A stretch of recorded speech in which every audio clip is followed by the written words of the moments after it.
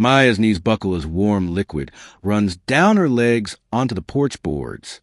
The contraction tears through her belly like a knife, but what stops her breathing is the sight of the empty woodpile.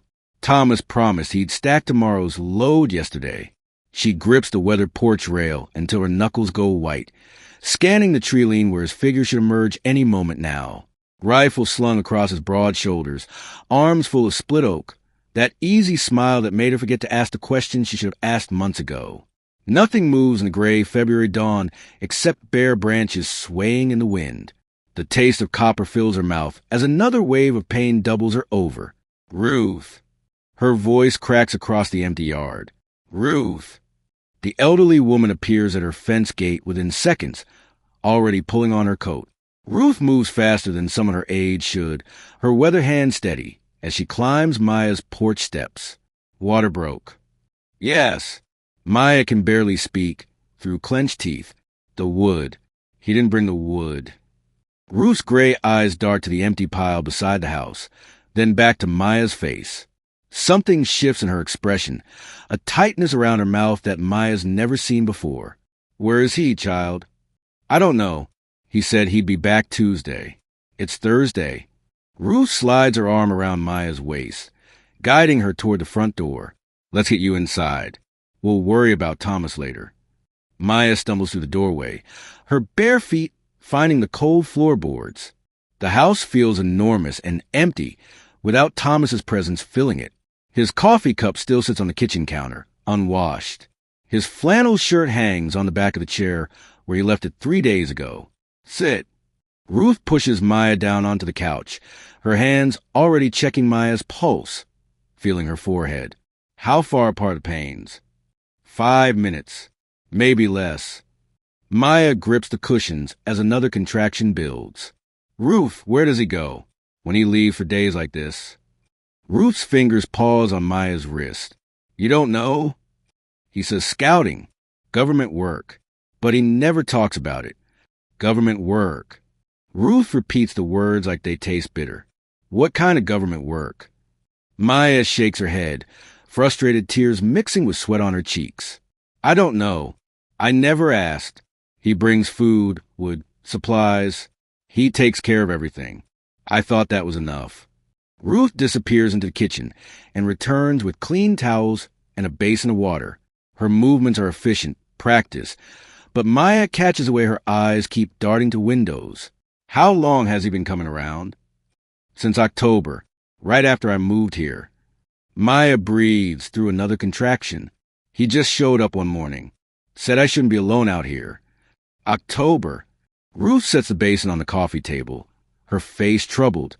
And you never wonder why a government scout would take such personal interest in one pregnant woman? The question hits Maya like cold water. She'd been so grateful for Thomas's help, so relieved to not be alone, that she'd never questioned his motives, never asked why he chose her, never wondered what kind of scouting work required 3-day disappearances with no explanation.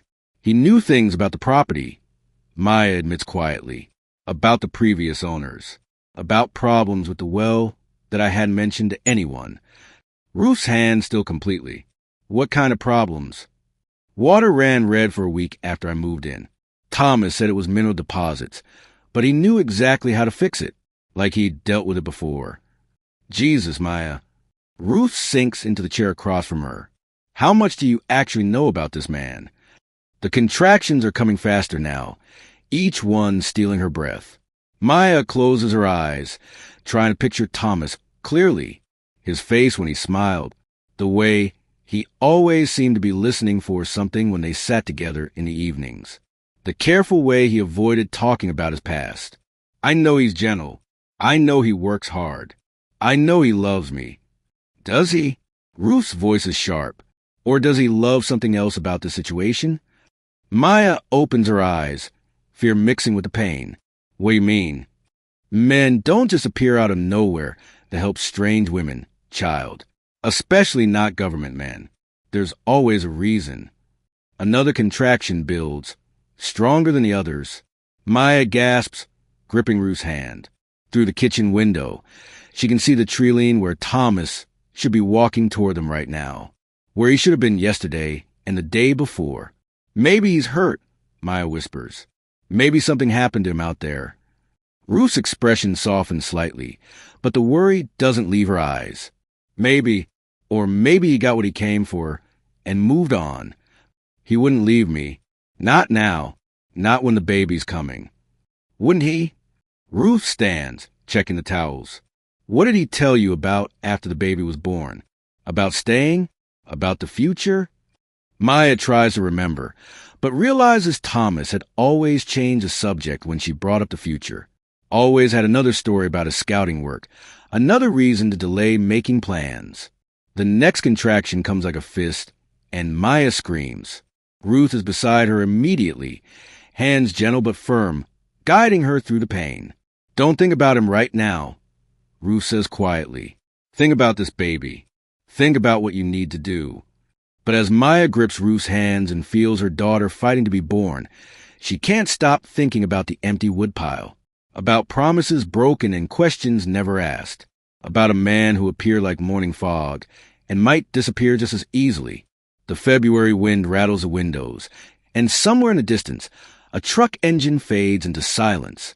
Ruth's weather hands guide Maya back to the couch as another contraction doubles her over. The old woman's grip is firm, steady, like she's delivered babies in kitchens before.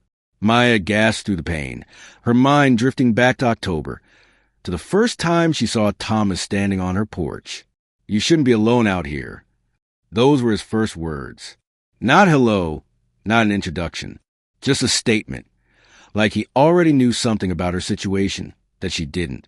Talk to me about October, Ruth says, pressing a cool cloth to Maya's forehead. Tell me exactly how he introduced himself. Maya closes her eyes, trying to focus past the building pressure in her belly. It was early morning. I was trying to fix the porch step that kept wobbling. He just appeared, like he'd been watching and waiting for the right moment. What did he say his name was? Thomas. Thomas Reed. Said he did scouting work for the government. Survey stuff. Ruth's hands pause on the cloth. Reed. You sure about that? Yes. Why? Just asking. What else did he say that first day? Maya breathes through another contraction, gripping Ruth's free hand. He said the property had problems. Water issues, foundation settling. Things the realtor never mentioned. He offered to help fix them. For money? No. That's what was strange. He never asked for anything. Just said, I looked like I needed help. Ruth stands and moves to the window, peering out at the empty yard. And he's been coming around ever since? Same pattern every time. Gone 3 days, back for 2. Always brings wood, sometimes food, sometimes tools or supplies I need. Maya shifts on the couch, trying to find a position that doesn't make everything hurt worse. Ruth, you're scaring me. What aren't you telling me? Ruth turns back on the window, her lined face troubled. How many other people in town have you talked to about Thomas? What do you mean? Have you introduced him to anyone? Taken him to the store, the diner? Maya realizes she never has. Every time she suggested it. Thomas found a reason to stay at the house. Said he preferred quiet. Said he didn't like crowds. No, but he's private. Some men are like that. Maya. Ruth sits back down, her voice gentle but firm. I need to ask you some things, and I need you to answer honestly. Can you do that? Another contraction builds, and Maya nods through gritted teeth. How tall is Thomas? 6 feet, maybe a little taller. Hair color? Dark brown, almost black. Eyes? Green, bright green. Ruth's frown deepens. What about scars? Any marks you remember? A scar on his left shoulder, shaped like a crescent. He said it was from a fall when he was a kid. Maya grips the couch arm as a contraction peaks. Why are you asking me this? Because Martha Chun mentioned a helpful man to me last month. Said he'd been fixing her fence, bringing her groceries. Maya's stomach drops. What? And Sarah Williams at the post office. She said a government man had been helping her with paperwork. Real charming fellow, she said. Maybe there's more than one scout work in the area. Ruth shakes her head slowly. Martha described a man about 5'8", blonde hair, blue eyes. Sarah said her man was built like a tree trunk, red beard, spoke with an accent. The room feels like it's tilting. Maya stares at Ruth, trying to process what she's hearing. That's not Thomas. No, it's not. But they could be different men. Could be. Except Martha's man called himself Thomas too. And Sarah's fellow? Also Thomas. Maya's hands move instinctively to her belly as another contraction starts. That's impossible. Is it? Think about what you know for sure about your Thomas. Not what he told you. What you actually know. Maya closes her eyes. Try to remember concrete details. He knows the property. He knows about the well problems, about the foundation issues. What else? He has government identification. I've seen it. You've seen a badge? Maya opens her eyes. A card. In his wallet. But I never looked at it closely. Ruth stands and begins pacing the small living room. Maya, what if Thomas isn't government scout at all? Then what is he? I don't know. But I'm starting to think none of us know. The contractions are getting stronger, coming faster. Maya can barely think between them, but fragments of memory keep surfacing. Thomas always knowing exactly where things were in her house. Thomas understanding the property's problems before she mentioned them. Thomas never talking about his other assignments, his other locations. He said he'd been working this area for years, Maya whispers. Said he knew every farm, every family. Maybe he does. Just not in the way he told you. What do you think he is? Ruth stops pacing and looks directly at Maya. I think he's someone who makes a living knowing things about people. Someone who studies them before he approaches. Like a criminal? Like someone with access to information he shouldn't have. Maya grips the couch as the strongest contraction, yet rips through her. When it passes, she's sweating and shaking. Ruth, I'm scared. I know, child, but we need to focus on this baby right now. Whatever Thomas is, wherever he's gone, you've got more important things to worry about. What if he comes back while I'm like this? What if he's not who I thought he was? Ruth moves to the front door and turns the deadbolt. Then we'll deal with that when it happens. But right now, you need to breathe and focus. Maya nods, but her mind keeps racing. 3 different women, 3 different descriptions. All named Thomas. All helpful. All knowing things they should know about private lives and personal problems. Ruth, she says quietly, how long have you lived here? 43 years. Have you ever seen government scouts before?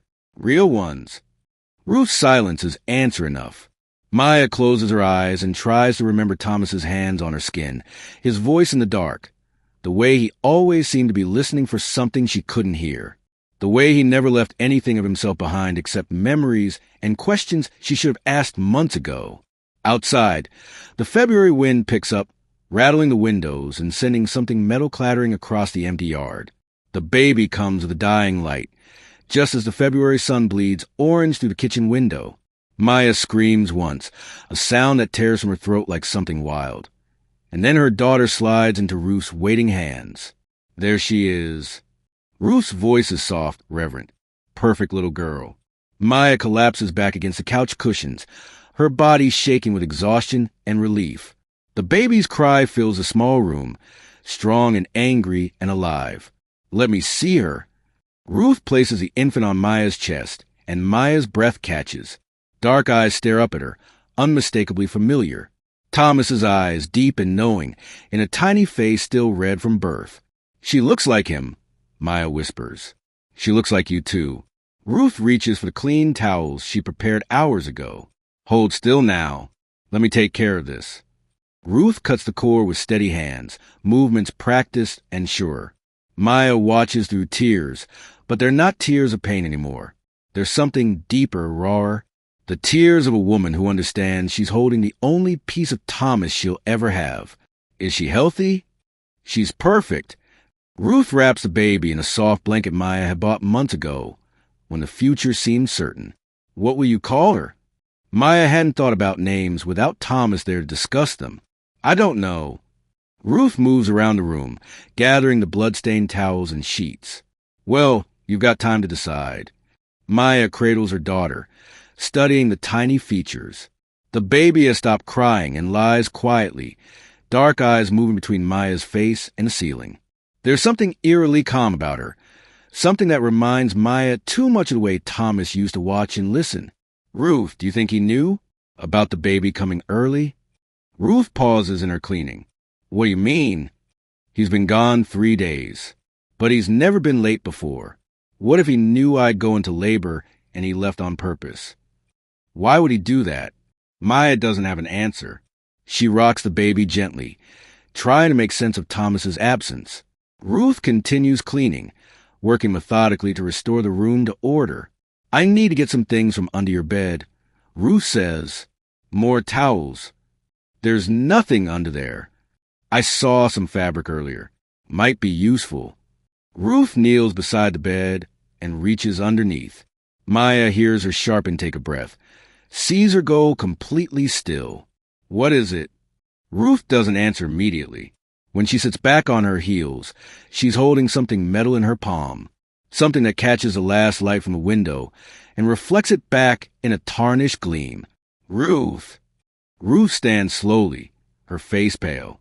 In her hand is a sheriff's badge, bent and scratched like it's been through hell. Maya has never seen it before in her life. Where did that come from? Under your bed. Ruth's voice is barely a whisper. Maya, do you know what this is? A badge, but I've never seen it before. Ruth turns the badge over in her palm, examining the scratched surface. This belonged to Sheriff Coleman. Who's Sheriff Coleman? He was our sheriff until last summer, until he disappeared. Maya's arms tighten around her baby. Disappeared how? No one knows. He was investigating something, asking questions around town. Then one day his car was found empty on the highway. No body, no blood. Just gone. The room feels colder suddenly. Maya stares at the badge in Ruth's hand, trying to understand how it got under her bed. Maybe someone planted it there. Maybe it's been there all along. That's impossible. I would have seen it when I moved in. Ruth meets her eyes across the dim room. When exactly did you move in, Maya? October 15th. Sheriff Coleman disappeared October 10th. The baby stirs in Maya's arms, making small sounds of contentment. Maya looks down at her daughter's peaceful face, then back at Ruth. You think Thomas had something to do with Coleman disappearing? I think Thomas knew things about this house he shouldn't have known, about the well problems, the foundation issues, things Coleman would have investigated as part of his job. Maya's mind races, trying to piece together a timeline that makes sense. But that doesn't mean Thomas hurt him, doesn't it? Think about it, Maya. A sheriff investigating local problems disappears. A few days later, a mysterious man shows up who knows all about those same problems. A man who uses a common name and tells different stories to different people. You're saying Thomas killed Sheriff Coleman? Ruth sits down heavily in the chair across from Maya.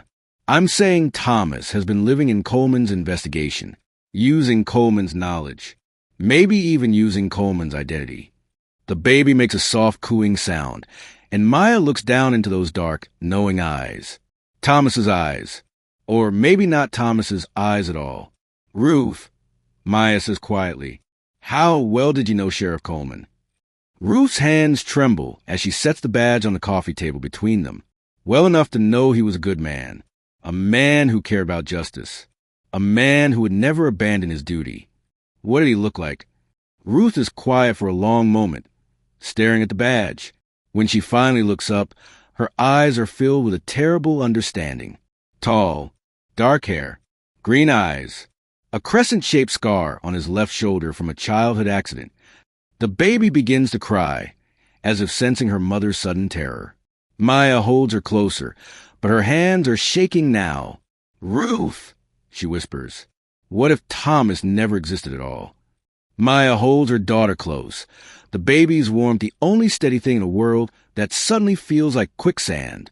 Ruth sits across from her, Coleman's tarnished badge heavy in her palm, like a piece of evidence from a crime scene.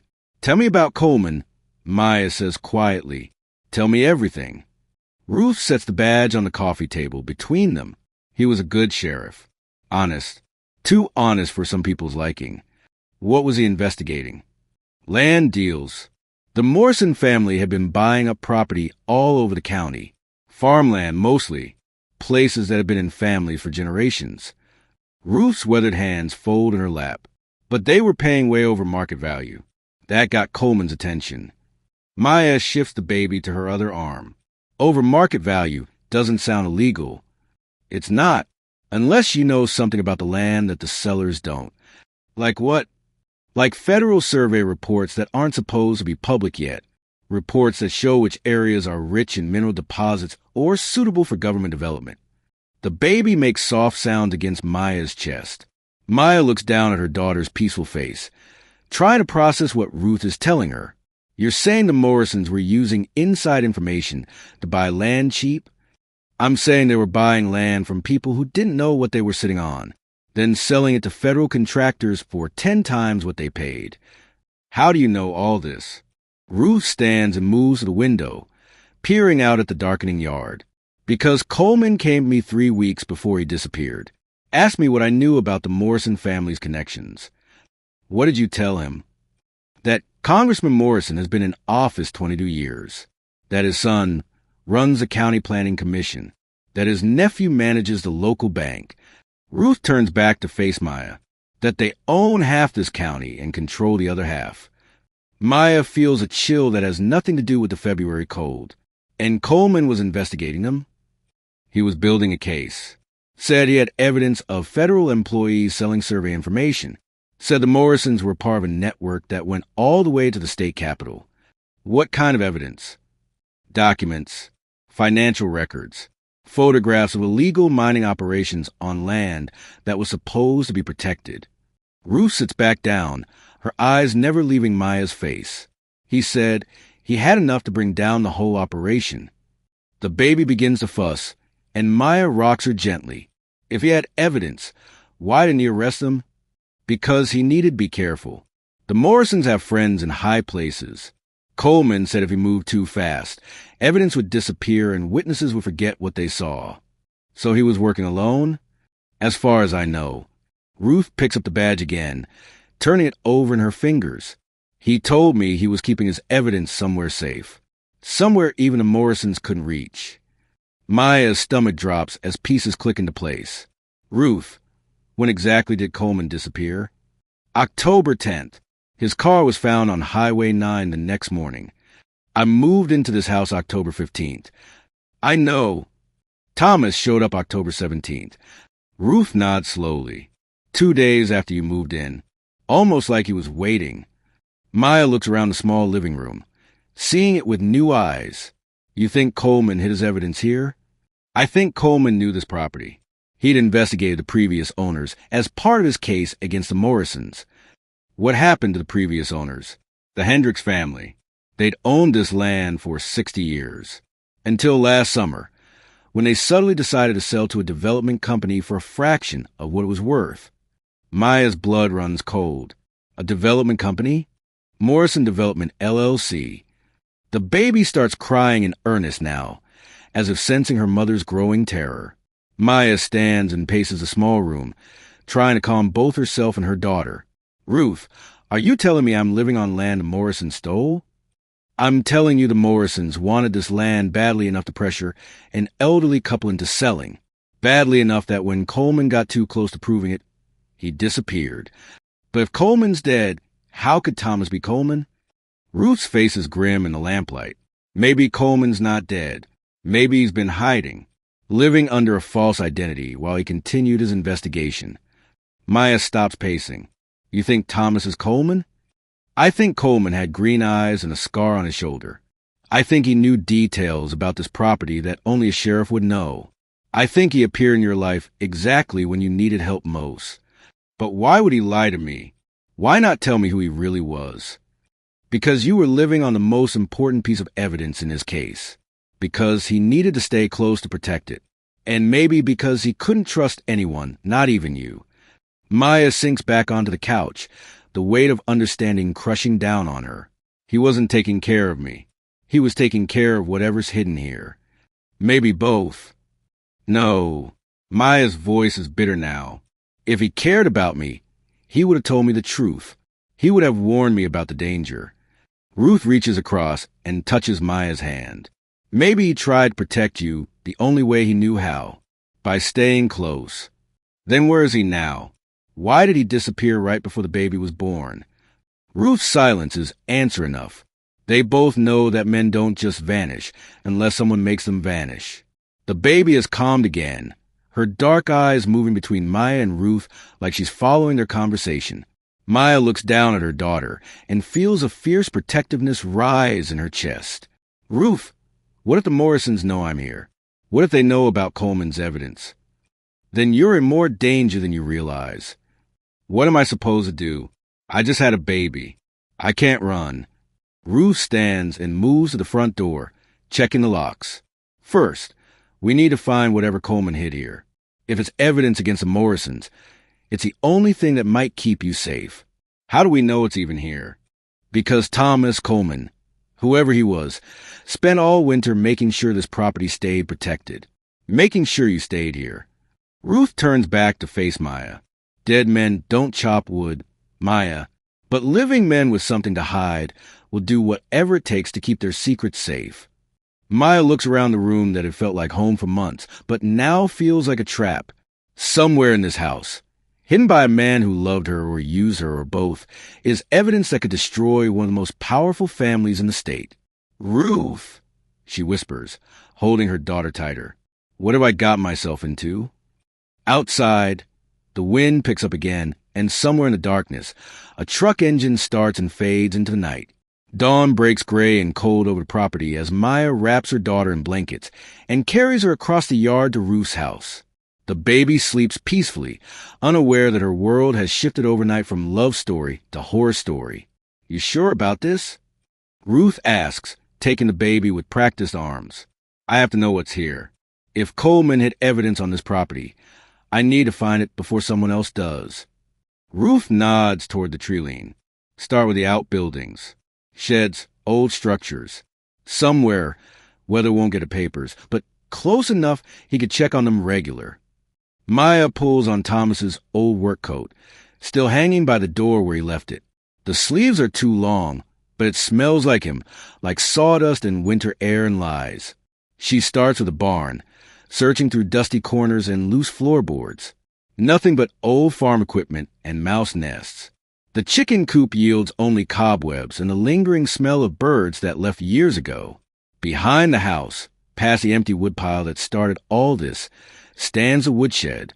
Maya has walked past it hundreds of times, but never really looked.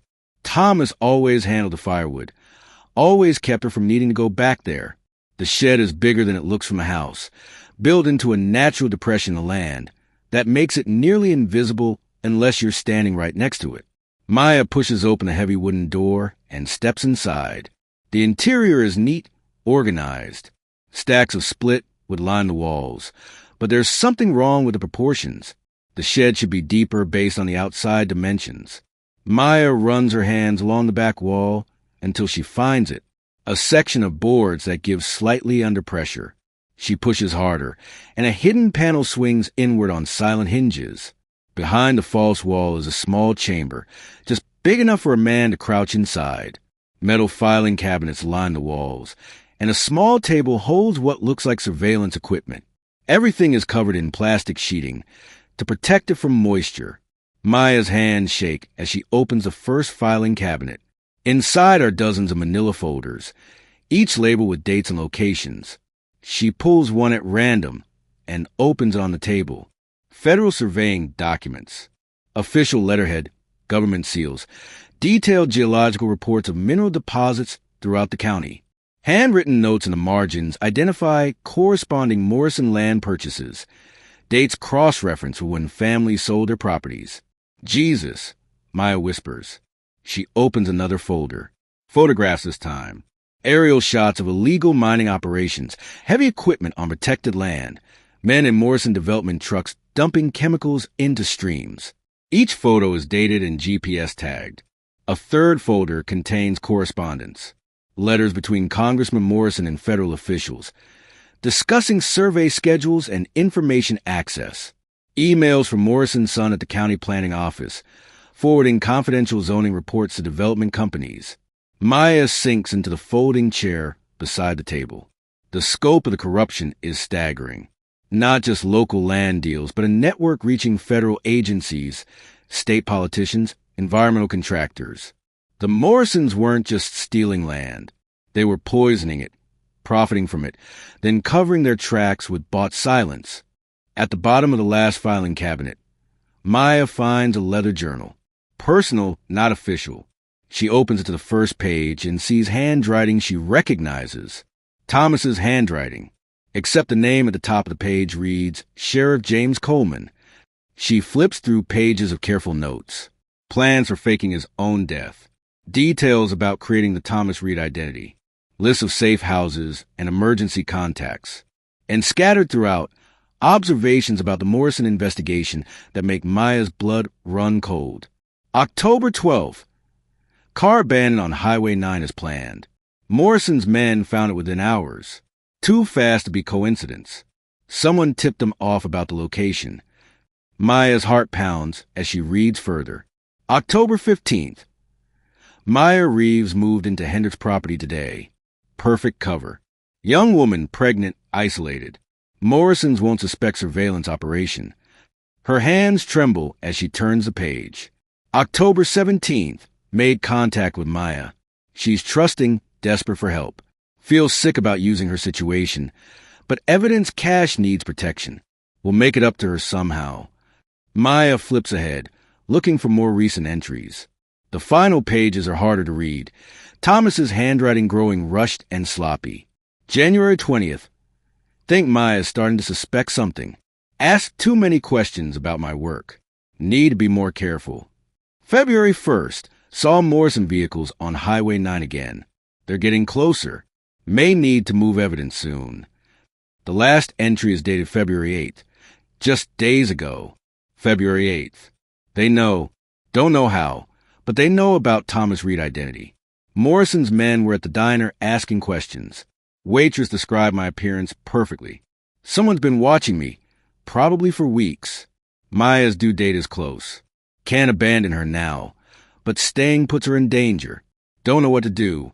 Maya stares at the final line, written in handwriting that looks desperate, defeated. If something happens to me, Maya needs to know the truth. She deserves better than lies, even if the lies were meant to protect her. She closes a journal and sits in the darkness of Coleman's hidden chamber, surrounded by evidence of corruption and betrayal and a love that was built on deception from the very beginning. Thomas wasn't just hiding from the Morrisons. He was hiding from her, using her isolation and vulnerability to protect his investigation. But those final entries tell a different story. Guilt, genuine concern, maybe even real feeling beneath all the lies.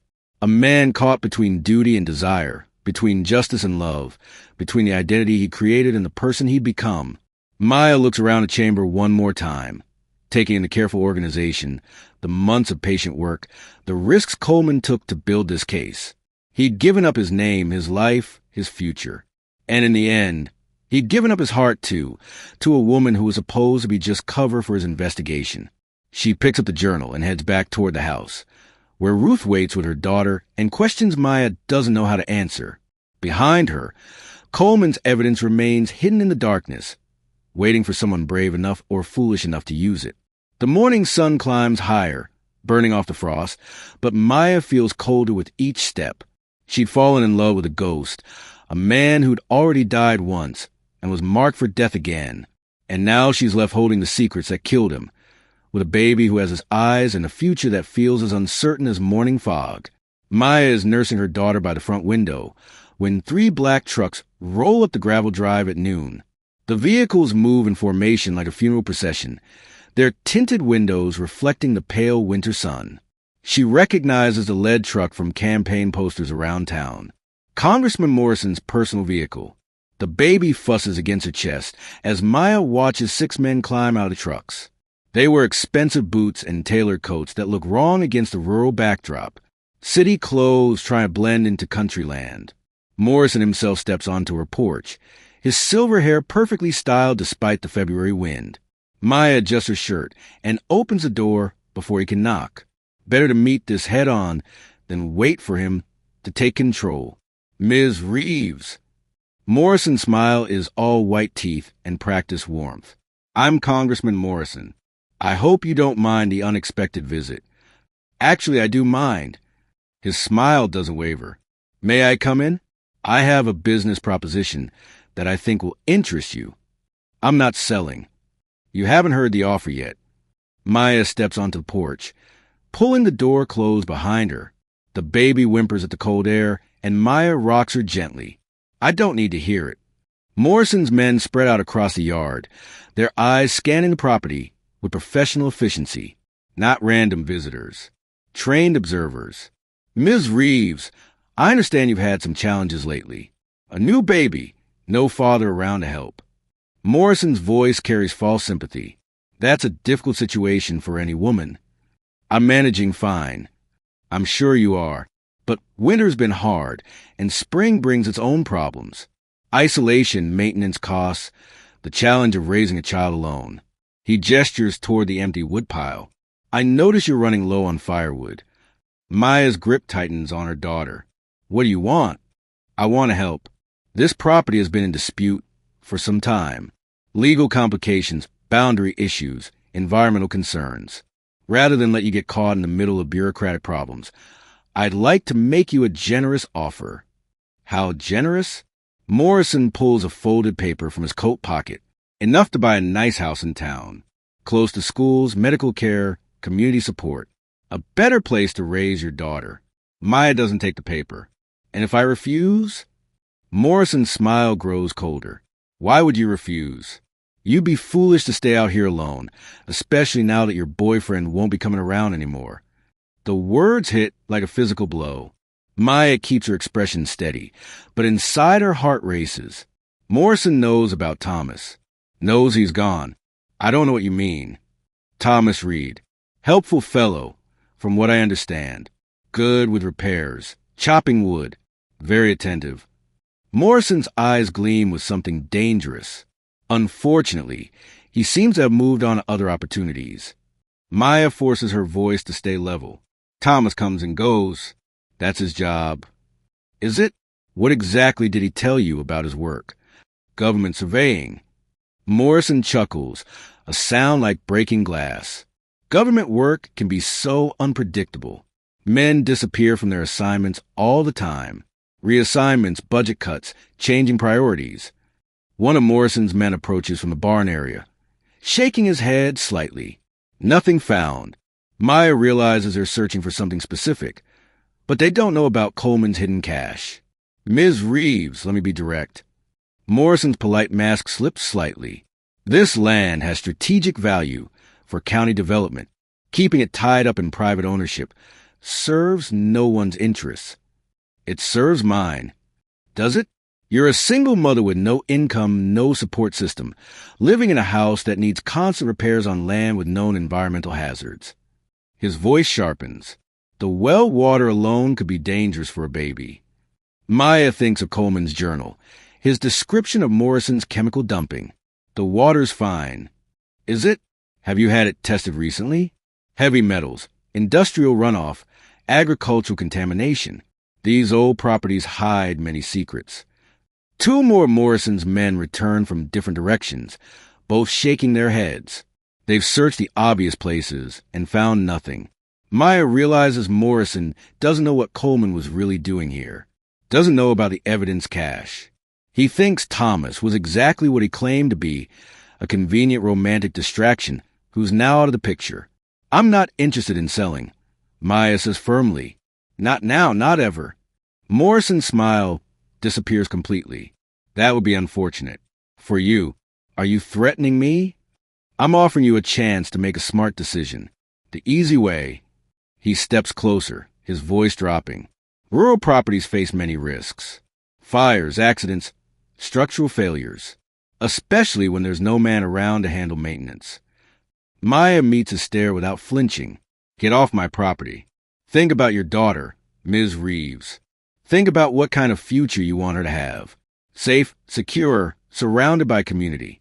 Or isolated, vulnerable, dependent on the kindness of strangers who might not always be available. I said get off my property. Morrison steps back, his political smile returning like a mask sliding into place. I'll leave my offer with you. Take some time to consider, but don't take too long. Opportunities like this don't wait forever. He signals to his men, who move back toward the trucks with military precision. Morrison pauses at the porch steps. One more thing, Ms. Reeves. If you happen to hear from Thomas again, you might want to suggest he find work elsewhere. This area can be dangerous for men who don't understand local politics. Maya watches him drive away, the black trucks disappearing down the gravel road like shadows retreating from sunlight. She stands on the porch until the engine sounds fade completely, her daughter sleeping peacefully in her arms. Inside the house, Maya places a baby in her crib and walks to the kitchen window. The property looks different now, knowing Morrison's men have walked every inch of it, searching for something they didn't find. Coleman's evidence remains hidden, protected by his careful planning and her unwitting guardianship. Maya thinks of Morrison's threats, his casual mention of Thomas's disappearance, his assumption that she's just a vulnerable woman who can be bullied into compliance. He doesn't know about Coleman's real identity or the months of investigation that led to this moment. Doesn't know that Maya now holds the power to destroy everything Morrison has built. She pulls Coleman's journal from where she hid it under the kitchen sink and reads his final entry again. A man caught between duty and love, between justice and survival. A man who gave up everything to protect the truth. Maya looks out at the empty yard, then down at her sleeping daughter. Morrison thinks he's dealing with a frightened single mother. He's about to learn he's dealing with something much more dangerous. A woman with nothing left to lose and everything to fight for. Maya waits until midnight to load Coleman's evidence into her truck. Ruth holds the baby while Maya makes trip after trip to the woodshed, carrying boxes of documents, photographs, and surveillance equipment. The February air cuts through her coat, but adrenaline keeps her warm. You sure about this? Ruth asks for the third time. Morrison threatened my daughter. He knows Thomas is dead. He thinks I'm just some scared girl he can bully into selling. Maya secures the last box in the truck bed. He's wrong. What if the FBI doesn't believe you? They will. Coleman documented everything. Maya takes her daughter from Ruth's arms. If something happens to me, if I don't come back, you call the newspapers. Tell them about the evidence cache. Make sure the story gets out. Ruth nods grimly. Drive careful.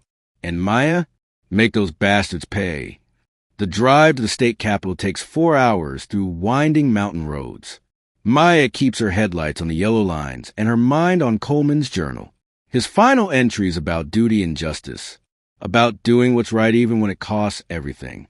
Dawn breaks gray and cold as Maya parks outside the federal building downtown. She straps her daughter to her chest in the baby carrier and starts hauling boxes from the truck. A security guard approaches. Ma'am, you can't bring all that inside without an appointment. I need to speak to the FBI about a missing sheriff in a corruption case. You'll need to go through proper channels. Maya sets down a box and pulls out Coleman's badge. Sheriff James Coleman. He's been missing since October. I have his evidence. The guard's expression changes. He picks up his radio. I need an agent down here. Priority. Within minutes, Maya finds herself in a conference room on the 6th floor, boxes of evidence spread across a long table. Special Agent Sarah Chin sits across from her, reading through Coleman's journal with growing amazement. We've been looking for Coleman for 4 months, Agent Chin says. His car was found abandoned, but there was no body, no blood evidence. He faked his death, created a new identity, Thomas Reed. Why would he do that? Maya pulls out the Morrison correspondence files. Because he discovered corruption that went all the way to federal agencies. He couldn't trust local law enforcement. Agent Chin opens the first folder and whistles softly. Jesus. This is Congressman Morrison's personal correspondence. Coleman had been investigating illegal land deals. Morrison was using federal survey information to buy property cheap, then selling to government contractors for massive profits. How do you fit into this? Maya's voice stays steady. Coleman was using my property to hide his evidence. He posed as my boyfriend to maintain surveillance without arousing suspicion. Agent Chin looks up sharply. You're telling me you were unknowingly harboring a fugitive sheriff? I'm telling you Coleman died trying to expose Morrison's crimes.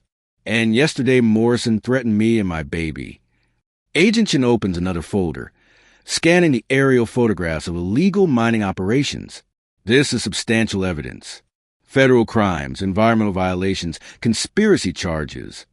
She looks at Maya. But why bring this to me instead of local authorities? Because Morrison owns the local authorities. His son runs the county planning commission. His nephew manages the bank. His campaign contributors include half the sheriff's department. So you decided to come straight to federal law enforcement. Maya nods. Coleman wrote in his journal that if something happened to him, I should take the evidence to the FBI. Agent Chin flips to the back of Coleman's journal and finds a sealed envelope marked authorization. She opens it and reads quickly, her eyebrows rising. Maya, did you know Coleman officially designated you as a confidential informant? What? This letter, dated 2 weeks ago, formally authorizes you to act as his representative in the event of his death or disappearance. Agent Chen hands her the document. You're not just a witness. You're his official successor in this investigation. Maya stares at the letter, written in Coleman's careful handwriting. Even at the end, even knowing he might die, he tried to protect her and give her the power to seek justice. Agent Chin stands and walks to the door. I'm calling the task force. We're going to need warrant applications for multiple federal agencies. The next 6 hours blur together in a whirlwind of statements, document reviews, and phone calls. Maya feeds her daughter and gives testimony while FBI agents coordinate with federal prosecutors. By noon, arrest warrants are being issued across 3 states. Agent Chin finds Maya in the break room, watching news coverage on the television. The raids start in 1 hour. Morrison, his son, his nephew, 12 federal employees, and 6 development contractors. What about Morrison's political connections? Won't help him. We have him on RICO charges, environmental crimes, bribery, conspiracy to commit fraud. Agent Chun sits beside her. Coleman built an airtight case. Maya adjusts her sleeping daughter in her arms. What happens to me now? You're protected as a federal witness. New identity if you want it, relocation assistance, ongoing security. I don't want to run. That property is my home. Then we'll make sure it stays safe. At 2 o'clock, Maya stands on the courthouse steps watching federal agents escort Congressman Morrison out of his office building in handcuffs. News cameras capture every moment as the man who threatened her daughter is loaded into the back of an unmarked sedan. Morrison's eyes find hers across the crowd, and his expression shifts from arrogance to recognition. He knows now who brought him down. Not some scared single mother, but the keeper of James Coleman's legacy. Agent Chin appears beside Maya. His son was arrested at the Planning Commission office 20 minutes ago. Nephew's in custody at the bank. We're rolling up the entire network. Maya watches the sedan disappear around the corner, taking Morrison toward a future behind federal bars. How long will he get? 25 to life, if he's lucky. The baby wakes and looks up at Maya with those dark, knowing eyes. Coleman's eyes. The eyes of a man who sacrificed everything for justice and left behind a daughter who will grow up knowing her father was a hero. Maya walks down the courthouse steps toward her truck, where boxes of evidence that changed everything wait to be returned to their hiding place. But the woodshed won't be secret anymore. It'll be a monument to the man who loved justice more than his own safety. The February sun breaks through the clouds for the first time in days, warming Maya's face as she straps her daughter into the car seat. Time to go home to the property Coleman died protecting, where she'll raise his daughter and keep his memory alive. Justice has been served. But the real victory is simpler than that. Maya discovered she was stronger than she knew, braver than she believed, and worthy of the truth Coleman died trying to give her. Maya swings the axe with practiced precision, splitting oak logs into neat quarters. 3 months of doing this work herself has built calluses on her palms and strength in her shoulders she never knew she had. Her daughter lies on a quilt nearby, reaching for dandelions with tiny fists that open and close like spring blooms. You're getting good at that, Ruth calls from the porch steps, where she sits shelling peas into a metal bowl. Had to learn. Maya wipes sweat from her forehead and sets another log on the chopping block. Can't depend on anyone else anymore. Don't want to, you mean? Maya pauses, axe raised. Same thing. Ruth's laugh carries across the yard like wind chimes. No, it's not. Wanting independence and needing it are different creatures entirely. The baby makes happy sounds, batting at a butterfly that lands briefly on her blanket. Maya watches her daughter's face light up with pure joy at something so simple. At 5 months old, she's already showing Coleman's serious eyes and Maya's stubborn chin. Found him last week, Maya says quietly, not looking at Ruth. Ruth's hand still on the peas. Where? Morrison's old mine shaft, the one they were using to dump chemicals. Maya splits the log with one clean stroke. FBI said he'd been there since February. How do you feel about that? Maya considers the question while stacking the split wood. How does she feel about finally knowing where Coleman died? About having his body to bury instead of just questions and ghost stories? Relieved. Angry. Sad. She sets up another log. All of it at once. That's normal. Is it? Nothing about this situation feels normal. Ruth stands and moves closer, her weathered hands gentle as she lifts the baby from a blanket. Sweetheart, normal went out the window the day his sheriff faked his own death to investigate corruption. Everything since then has been about survival and justice. Maya watches Ruth cradle her daughter with the practiced ease of someone who raised 5 children of her own. The sight still brings tears to her eyes sometimes, seeing the love her daughter receives from this community of women who stepped in when everything else fell apart. The funeral was nice, Maya says. Should have been bigger. More people should have come. The ones who matter were there. Ruth nods, bouncing the baby gently. Sheriff's Department sent that honor guard. That meant something. Maya remembers the 7 deputies in dress uniforms. Faces grim as they folded Coleman's flag and presented it to her. Not as his widow, because they were never married, but as the mother of his child and the keeper of his badge. Agent Chin said Morrison's pleading guilty to avoid the death penalty. Good. Saved you from having to testify. I would have done it. I know you would. But some fights are won without having to bleed anymore. The baby starts fussing, and Maya takes her back, settling onto the quilt to nurse. The spring sunshine feels warm on her shoulders, and she realizes this is the first time in months she's felt truly peaceful. Ruth, do you think I should tell her about him when she's older? About what really happened? Ruth sits beside him on the quilt, her eyes thoughtful. What would you tell her? Maya looks down at her daughter's face, so trusting and content, that her father was a hero, that he gave up everything to do what was right, that he loved justice more than his own safety. That's the truth. But it's not the whole truth. He lied to me, used me, disappeared when I needed him most. Ruth picks up a dandelion and twirls it between her fingers. He protected you the only way he knew how. Staying close meant risking your life. Leaving meant abandoning the evidence and letting Morrison win. So he chose justice over love. Did he? Or did he choose a kind of love that was bigger than romance?